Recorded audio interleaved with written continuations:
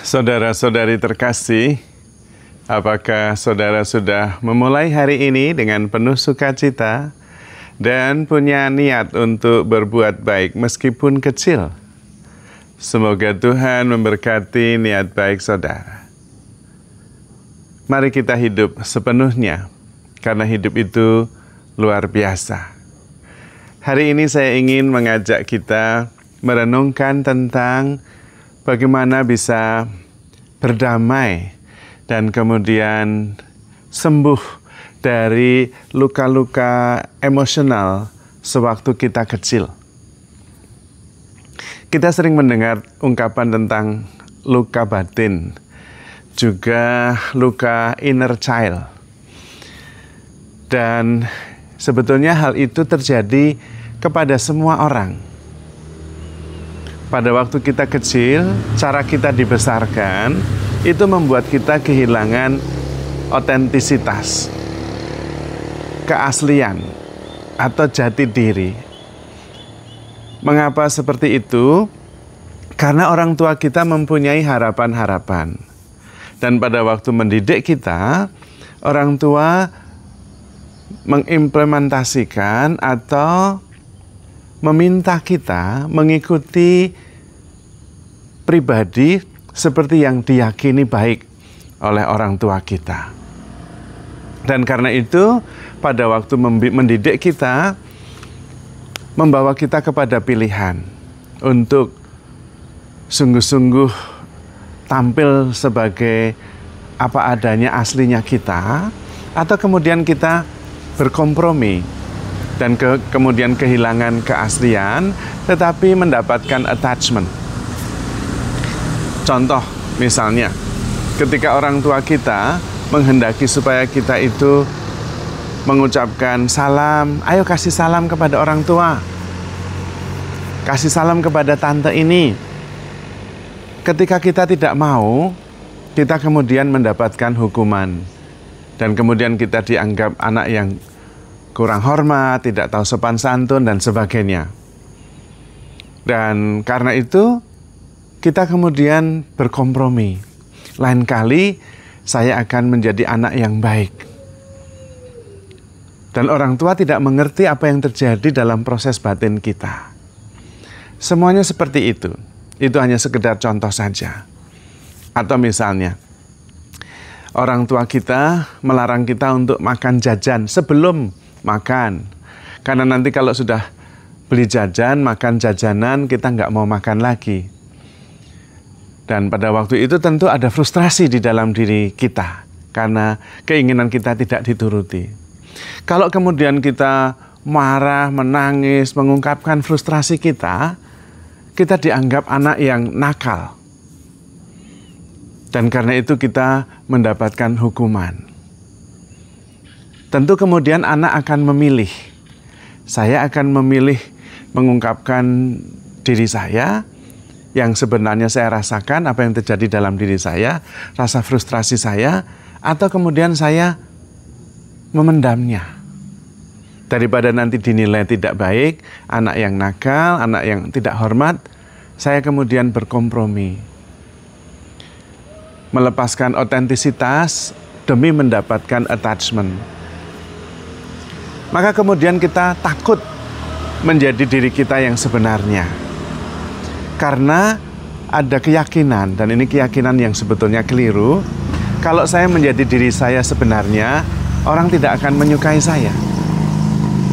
Nah, di sini kemudian terjadi luka batin dan konflik awal mengenai identitas dan jati diri kita yang sebenarnya. Kita kemudian menjadi anak yang dipuji sebagai anak yang baik, penurut, tahu sopan santun, dan menyenangkan. Tapi sebetulnya itu menyenangkan orang tua, bukan sungguh-sungguh menyenangkan diri kita. Seiring perjalanan waktu, kita kemudian tidak lagi mengenali diri sendiri. Tetapi efeknya adalah kita sendiri tidak bahagia terhadap diri kita. Karena kemudian yang terjadi, saya tidak mengungkapkan diri saya yang sebenarnya, karena takut kalau saya mengungkapkan diri yang sebenarnya, saya tidak akan diterima. Nah, itulah awal dari frustrasi. Dan ketika ini sudah lama berlangsung, maka sebabnya tidak diketahui, hanya kemudian kita merasa tidak bahagia. Bahkan sejak bangun tidur. Caranya bagaimana kita bisa mengatasi hal ini? Caranya adalah dengan pertama menyadari. Menyadari apa yang membuat kita ini frustrasi. Terutama menyadari perasaan-perasaan, emosi-emosi negatif yang terpendam dan tidak terungkapkan. Pada waktu kita menyadarinya, tidak harus ditolak, tetapi diterima. Diizinkan itu muncul. Dibiarkan dan kita terima bahwa emosi-emosi itu ada dan kemudian tidak dihalangi untuk kemudian muncul. Sesudahnya kemudian dipelihara, dijaga, dalam arti begini. Ketika emosi itu muncul di dalam tubuh kita itu ada reaksi-reaksi apa? Mungkin ketegangan di leher, ada rasa kaku di punggung, sakit di perut, dan sebagainya. Dan kemudian itu diterima, tetapi kemudian disyukuri. Nah, rasa syukur ini yang sebetulnya melepaskan kita dari ikatan emosional masa lalu. Karena rasa syukur ini positif, sementara ikatan emosional itu adalah negatif. Ketika kita bisa mensyukurinya, maka kemudian ikatan emosional yang negatif itu terangkat dan lepas. Nah, sesudah mensyukurinya, lepaskan. Lepaskan karena itu terjadi di masa lalu. Sudah tidak ada lagi. Hanya bebannya masih terbawa sampai sekarang. Tetapi peristiwanya sudah terjadi di masa lalu dan kita tidak bisa apa-apa kecuali melepaskannya. Kita tidak perlu menggenggamnya terus-menerus. Pada waktu itulah kita kemudian sudah berdamai dengan diri sendiri. Yang ada adalah kelegaan dan kemudian hilangnya rasa takut untuk menjadi diri sendiri. Nah, di sini ada kebebasan. Kebebasan dalam arti yang secara eksistensial. Merasa lepas, merasa ringan, merasa bebas. Tidak takut lagi untuk menjadi diri sendiri. Di situ kita menerima kembali otentisitas kita. Sehingga kita kemudian kehilangan attachment.